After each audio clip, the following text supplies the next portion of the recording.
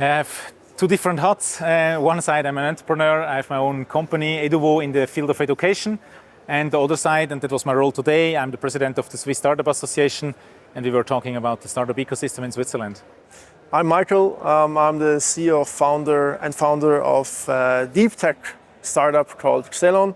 But I'm here actually representing the Swiss Startup Association. I'm a board member, and we're helping to improve the situations for Swiss startups.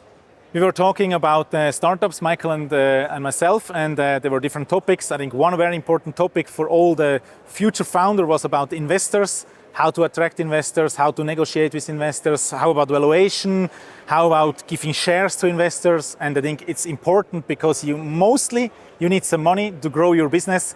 Sometimes it's bootstrapped, but in general, you need some investments to make a successful company out of your idea.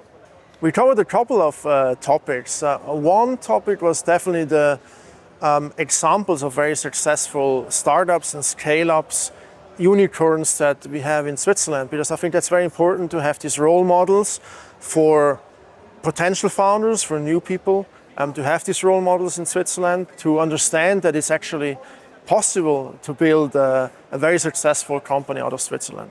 Well, I think the most important topic is share your idea. I know that a lot of people are scared about sharing the idea. They just keep it for themselves inside their garage. But go out, spread your idea, talk with a lot of people and get a lot of inputs, make some connections, maybe find your future co-founder. So yeah, spread your idea. I think that's pretty helpful. Just start as soon as possible.